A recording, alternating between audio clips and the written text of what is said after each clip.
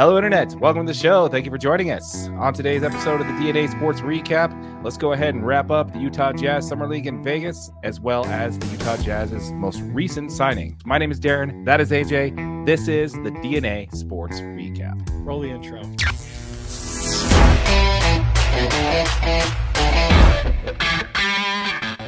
If you are part of the 95% of our audience that is not subscribed, please consider doing so. Thank you. How's it going, AJ? Been really good. Been really good this week. How are you doing? Doing well, man. Doing well. So let's go ahead and jump into it. Let's go ahead and start by covering the Utah Jazz in the Summer League. So they started off hot. They were 3-0 in the Vegas part of the tournament there. KG3 was going off. That's Keyonte George. Yes, I am coining that, so I want a nickel anytime anybody says it. Right here. You heard it here first, folks. KG3, that is us. Amazing, man. I mean, balled out of his mind while he was playing. Dude, amazing is not giving him nearly enough credit. I mean, game one, he plays 34 minutes, scores 33 points, 10 assists, 2 rebounds. That's in the win over the Clippers. Game two, he comes out, balls out of his mind again, plays 30 minutes, scores 26 points, 3 rebounds, 7 assists in the win over the Timberwolves. And then it happens. Yes. With 1 minute left in the first half of play, he goes down with an ankle injury.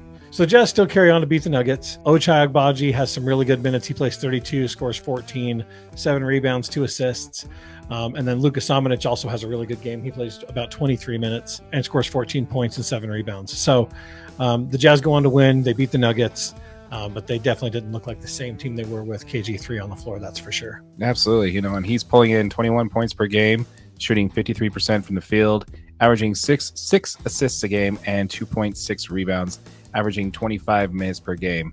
That comparatively to the Salt Lake Summer League, where his minutes were up. He was averaging 27.8 minutes, but on average, his points were down by 4 points per game. His shooting percentage was down by almost 10%. So he definitely performed better once he got the bugs out. Yeah, you could see that he got a lot more comfortable. Yeah, and his passing ability, I think, was severely underrated in the draft. Like, watching this guy just throw some dimes were just really amazing. Yeah, his court vision is excellent. Yeah. I mean, he actually saw some stuff that you were like, how did he even see that guy coming from the backside? Or, yeah. You know what I mean? And he threw some really good, like, forward-looking passes and stuff. Yeah, he was very fun to watch. It was. Him and Ochai Agbaji definitely looked like they were 2 players that shouldn't have been on the floor in this league. Yeah. I just wish they would have pulled Keyonte a little bit earlier in that game and just been like, okay, man, let's sit you down. Because unfortunately, this is the second time he's re-aggravating the same injury in the same year. And hopefully, he'll be ready for fall camp.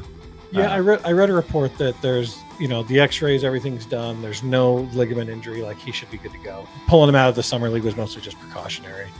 Well, we apparently gave up on that. We pulled like 6 players out of that game. Yeah, that last game. So game 4, the Jazz beat the Suns 97-93. Mm-hmm. Johnny Juzang's had a fantastic game, 30 minutes, 24 points, 7 rebounds, 4 assists. Came out and balled, and I think he kind of got to use this as an opportunity to show the Jazz that he belonged on the roster. But then game 5, like you said, there's no Ochai, there's no Juzang, there's no Luka Samanic. Mm-hmm. The whole game's up to Micah Potter, Keyshawn Justice, and Colby Ross, who all had 20 points, and nobody's heard of anybody but Micah Potter. Yes, exactly.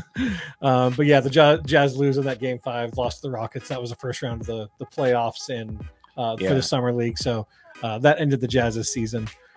Which is fair enough. I don't want any more bodies on the floor. So I mean, at that point, we got what we needed out of it. Yeah, right? Exactly. Yeah. I mean, we got to see some good minutes from Johnny Juzang to see that he can compete on an NBA floor.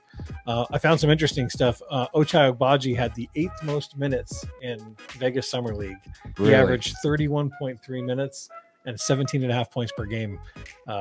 Pretty interesting. You can tell he was definitely on a tryout basis, to make sure he could be efficient. I mean, he was the number 14 pick of the draft last year, so you want to make sure he was a big part of that trade. Yeah, I mean, and then Keyonte George, he had the 7 most points per game via average, 21.7 points per game, and shot 44% from 3 during the Vegas Summer League. That's impressive. It was a fun summer league to watch. I mean, just to tune in and watch some Jazz basketball, to get to see some of the young guys on the floor, I think is always kind of refreshing.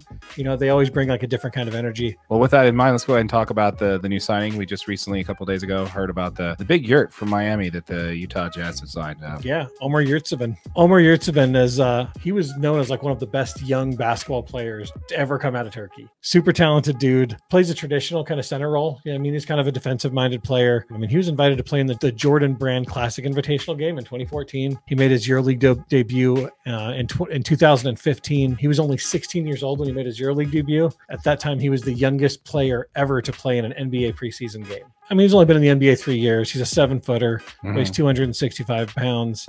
I think he's going to be a pretty good backup to Walker Kessler.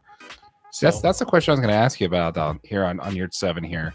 So the last team he played on was Miami. He was able to get in on 9 games at Miami. Yeah, he was averaging like 4.4 points per game. Not exactly a huge sample size for this guy, but there definitely was enough on him from the EuroLeague that they saw what they wanted to see in this guy, right? So yeah. Does this signing, and again, it can mean something, it can mean nothing, do we really need more big man depth? Like, we're pretty, like, between the draft, but does this kind of just give Kelly Olynyk his walk-in papers? Like, are we still planning to move his contract? Is that what this is telling us?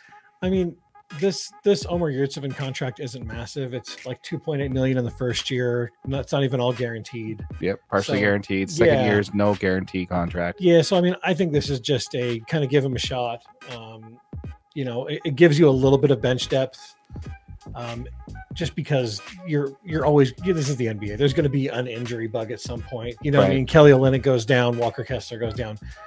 Obviously, we don't want to see either one of those things happen. But if something like that happens, you still have another 7-footer that can come in, be defensive minded, and give you some good minutes while you're out there on the floor.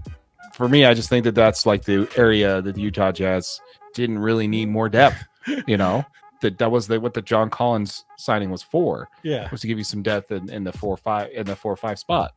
Yeah. So I just kind of saw this and I'm like, does this kind of tell us that we're still potentially trying to move on from Kelly Olynyk's contract, or if there's some tea leaves to be written there, but to be deciphered there. But like you said, it's not fully guaranteed this year, and next year is not guaranteed at all. So it's probably just the Jazz making sure that they have enough depth to get through the season, I guess. So crazy, one crazy stat line for this guy in an under 18 youth game.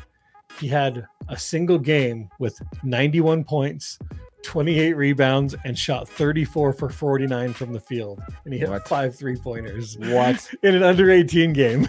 That's nuts. That is a fun stat. I didn't see any of that. I didn't catch it. Yeah. Well, this team loves its Turkish players, so absolutely.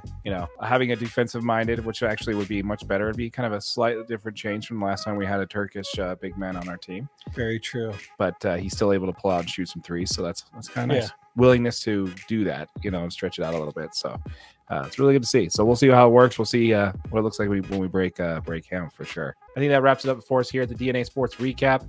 Keep in mind, if you are watching this on YouTube, this is available as a podcast. Our full episode will be there under playlists. It'll be labeled as podcasts. And if you're watching on YouTube, make sure you like it, share it, make sure you subscribe, make sure you hit that subscribe button. Did I mention to hit the subscribe button? Smash that subscribe button. Absolutely. Hit that notification bell. That way you're always notified when something of ours comes out. Again, if you are listening to this as a podcast, please rate and review. That really helps out the channel. Once again, folks, my name is Darren. That is AJ. And this has been the DNA Sports Recap. Till next time.